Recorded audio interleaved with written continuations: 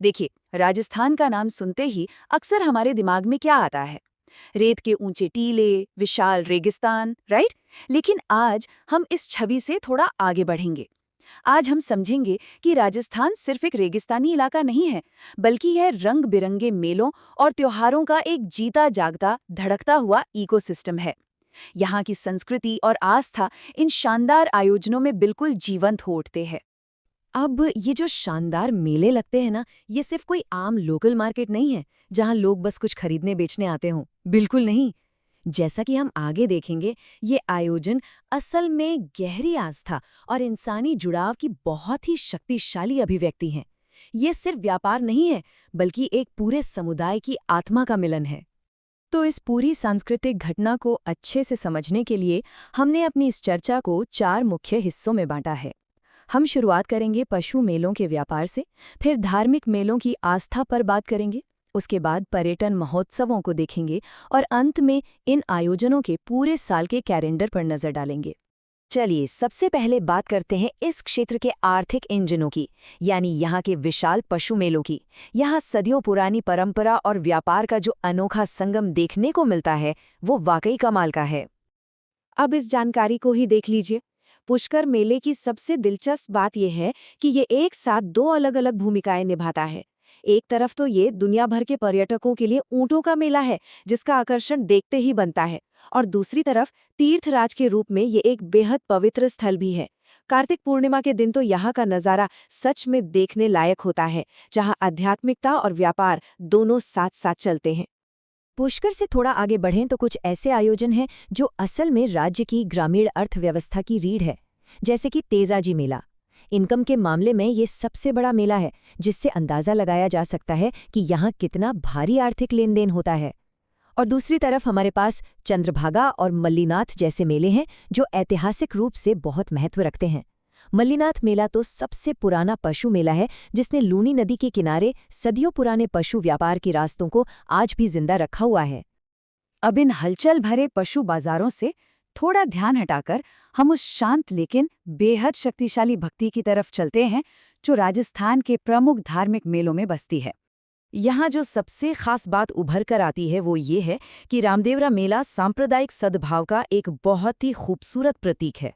अलग अलग धर्मों के लोग, चाहे वो हिंदू हों या मुस्लिम, यहाँ एक ही छत के नीचे समान श्रद्धा के साथ आते हैं। ये कोई साधारण धार्मिक स्थल नहीं है, ये एकता का जीता जागता उदाहरण है। और जब यहाँ प्रसिद्ध तेरताली नृत्य होता है तो पूरा माहौल एक अलग ही ऊर्जा से भर जाता है। और ये आयोजन स्थानीय आदिवासी समुदायों की गहरी आध्यात्मिक परंपराओं को भी बहुत बेहतरीन तरीके से दर्शाते हैं। बेणेश्वर मेले को आदिवासियों का कुंभ कहा जाता है, और ये नाम ही इसके विशाल स्तर को बयां कर देता है। सोचिए, 3 नदियों के संगम पर यह मेला लगता है, जहां एक खंडित शिवलिंग की पूजा होती है। ये परंपरा अपने आप में बेहद अनूठी और स्थानीय संस्कृति की पहचान है। यहाँ लक्खी मेला शब्द का अर्थ समझना बड़ा दिलचस्प है। लक्खी का सीधा सा मतलब है जहाँ लाखों की तादाद में भीड़ उमड़ती हो। करौली में कैला देवी के प्रति लोगों की भक्ति का ये स्तर सच में हैरान करने वाला है। जब अनगिनत भक्त एक साथ मिलकर पारंपरिक लांगोरिया गीत गाते हैं ना, तो पूरी हवा में संगीत और असीम श्रद्धा घुल जाती है।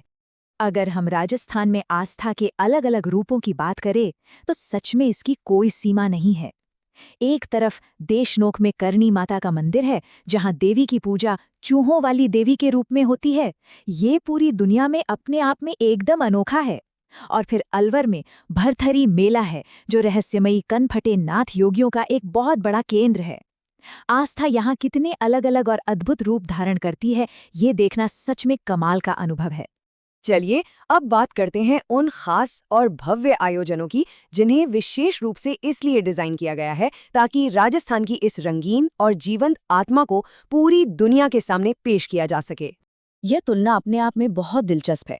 एक तरफ हमारे पास वो प्राचीन पशु व्यापार मेले हैं, जो सदियों से स्थानीय लोगों की जरूरतों के हिसाब से स्वाभाविक रूप से विकसित हुए, और दूसरी तरफ वो बहुत ही सजे धजे आधुनिक महोत्सव है, जिन्हें राजस्थान पर्यटन विभाग ने पूरी दुनिया को आकर्षित करने के लिए तैयार किया है। कच्चे प्राकृतिक विकास और रणनीतिक सांस्कृतिक प्रदर्शन का ये कॉन्ट्रास्ट काफी आकर्षक है। ये जो टूरिज्म पर फोकस करने वाले कार्यक्रम है ना, ये पूरे राज्य को एक बड़े ग्लोबल मंच में बदल देते हैं। बीकानेर में ऊंटों की शानदार दौड़ से लेकर बाड़मेर के खूबसूरत हस्तशिल्प और फिर जयपुर में होली के समय सजे धजे हाथियों का राजसी उत्सव, ये सब आयोजन राजस्थान के आम लोक जीवन को दुनिया के सामने एक शानदार अनुभव के रूप में पेश करते हैं। हमारी स्थानीय कला को जब ऐसे ग्लोबल लेवल पर सराहा जाता है तो वो वाकई गर्व की बात होती है। अब जरा देखते हैं कि ये सब कैसे जुड़कर पूरे साल भर चलने वाले एक कभी न खत्म होने वाले उत्सव का रूप ले लेता है। अगर हम इन आयोजनों को हिंदू कैलेंडर के हिसाब से मैप करें तो तस्वीर एकदम साफ हो जाती है। राजस्थान में व्यवहारिक रूप से कभी कोई शांति नहीं होती। यहाँ हमेशा कोई न कोई उत्सव चल रहा होता है। साल का कोई भी महीना हो, राज्य के किसी न किसी कोने में एक भव्य मेला या त्योहार जरूर देखने को मिल जाएगा। इस जानकारी को देखने से हमें एक बहुत ही स्पष्ट नज़ारा मिलता है कि साल भर में सबसे बड़ी भीड़ कहाँ और कब इकट्ठा होती है। ये हमें सटीक रूप से बताता है कि किस विशिष्ट समय पर राजस्थान का कौन सा हिस्सा आस्था और उत्सव का केंद्र बन जाता है। चाहे वो फाल्गुन में सीकर के खाटू श्याम जी का मेला हो या भाद्रपद में हनुमानगढ़ की गोगा मेड़ी, ये तिथियां आज भी सदियों पुरानी एक अटूट परंपरा को निभा रही हैं। इन सभी अलग अलग मेलों और त्योहारों को आखिर कौन सी चीज एक सूत्र में बांधती है? वो है यहाँ के पारंपरिक संगीत और गोल गोल घूमते लोक नृत्यों का कभी न भूलने वाला अनुभव।